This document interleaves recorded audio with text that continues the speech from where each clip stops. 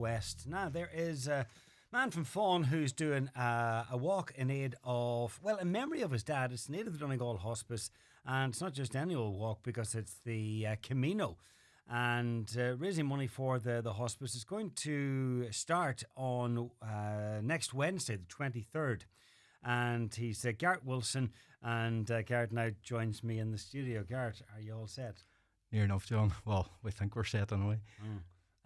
But you did a portion of this last year, and it was at your late dad's request. Tell us about that. That's right, John.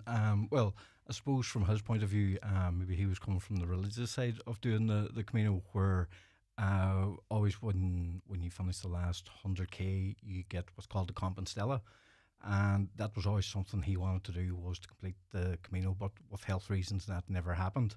So Compostela is like the certificate that you've completed. That's correct. That's the Latin certificate. Would have been seen back in the day as being an indulgence.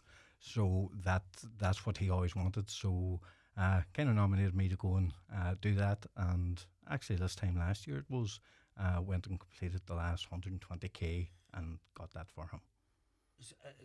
But you, when he asked you originally, you figured that you had to do the whole thing in order to get the Compostela. That's correct. And big thing over there when you land in the pilgrim office, it's that thing where you're walking through all these towns. You're carrying a Camino passport, which must be stamped as you go along as evidence that you've completed it. So the big thing was always you had to do it yourself. But he actually went and done the research on it, and realised that it was the last 120k plus if you had somebody in your family who was sick, somebody maybe even who had passed away, you could do it in their memory, which was called Fahan Pro, and he had worked all that out and put it all to me and basically told me I didn't really know what I was talking about. And also said, well, you have no more excuses, you need to go. Yeah. But you did. Yeah. And he got his certificate. And that was something that even yet is hanging in his living room, and I think there wasn't many people come into the house that he didn't tell about it, you know. Brilliant. Because he was a very fit and active man, and would have done a lot of runs and walks for charity. Absolutely. Man, even when I was a kid, always kept himself very fit. I suppose back in the day when there wasn't a lot of people out running, he was completing cross country and completed 3 Dublin marathons and a lot of half marathons and that. A lot of them he done for charity himself, motor neuron disease, cerebral palsy and stuff like that, and actually raised a good bit of money throughout the years himself through charity and stuff. So now you're heading next week, and you're intent on doing the whole thing.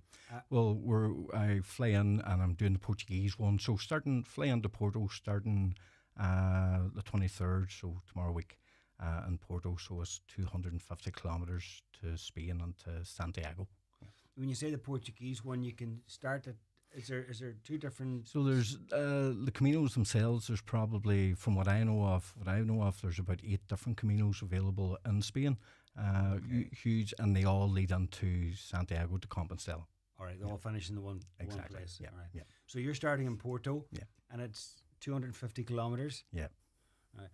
So having walked 120 now, how long is it going to take, do you think? We're hoping and allowing about 10, 11 days to do this. So probably aiming for about 25k a day.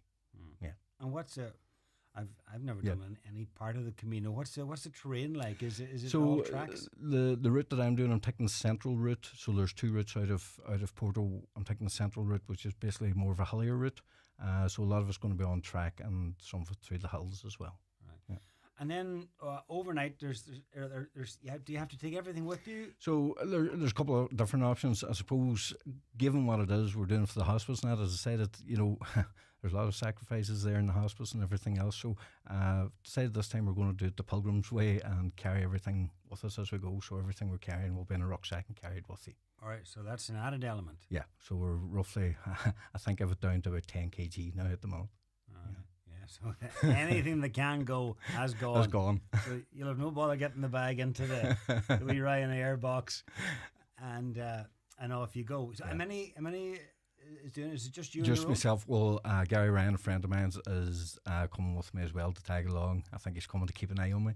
And and as you say about staying there, throughout the routes, there's places called albergues, just basically hostels that we'll stay in. That's where we'll stay at night. And do you need to book those in advance, or is it just you? No, anytime I've been there, I've never really booked anything. You kind of live in a wing and a prayer, but look, it's well set up. There is accommodation along the way, and if you choose rightly, you'll get. And I presume you're meeting a lot of people that are doing the walk. Like even yet, John, from 10 years ago, from when I was there, you're meeting people from all across the world. I'm still in contact with some of them as well, and really interesting people out there you'll meet. And what was the weather like last year? Did you get a variation of weather, or was it all very hot? Very varied. Some days were very warm. A couple of days we were walking up into about 28 degrees. Remember one day it was about 26, 28 degrees. Wow. And then the next day we had just torrential rain, so it varies very, very much so, yeah. And if you have a schedule, you kind of have to just walk through it. There's it's that thing that you're there, you're going to keep going. Yeah.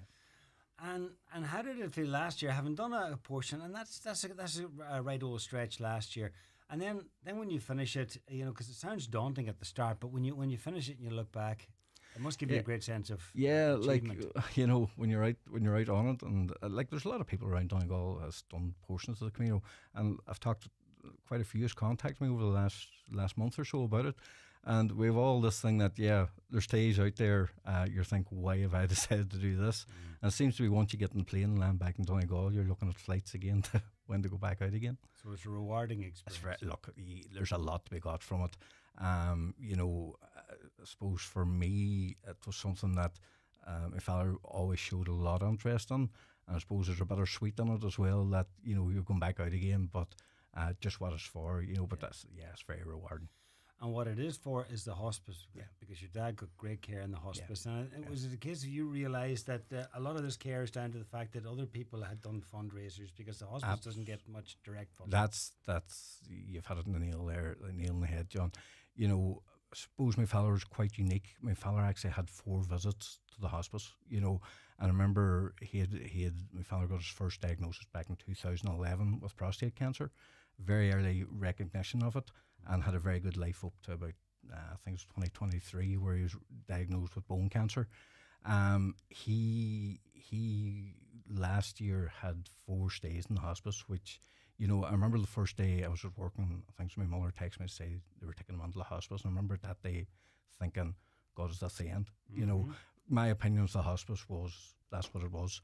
I got really educated in what the hospice does. There's a lot of stuff there that, he went into the hospice for a week. His pain got under control straight away.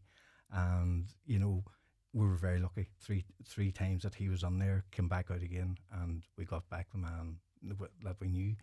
From that on, then, he came back in October, unfortunately, with a few complications, and that was the end of it. But it was you really got to see when you're thrown into the midst of things that, it's not just what we think the hospice is. There's a lot of stuff goes on there. And without, somebody out there had to do a coffee morning or a football match or something to raise money for the care he got, I suppose this is giving back to maybe somebody coming along may need the same thing. And a man in a couple of weeks ago and did the Camino in a pair of sandals, started out in trainers and then ended up in sandals, reckoned they were more comfortable. You'll hardly be doing it in sandals, will you? I'm going to try and keep the feet covered. I don't think anybody in the Camino needs to see my feet. How can somebody connect with you, or if they want to support you? How? John, we have a Facebook page there, Walking the Portuguese Camino for Donegal Hospice 25. We have a link to our I Donate page up there. They can contact me directly through the Facebook page as well. And we have been really, really surprised how good this has gone. Like at the minute, and we're probably sitting there. So far we've brought on about 17,000 on it. There's still more stuff out there, but I suppose this is the last couple of weeks that we're thinking of it, and just we know everybody's strapped for cash at the minute, but if there's anything there, any wee bit, any wee bit helps. It all helps. Okay, send us on the link. We'll put it up along with this video. Perfect. And Garret Wilson, thanks for coming in, and the best luck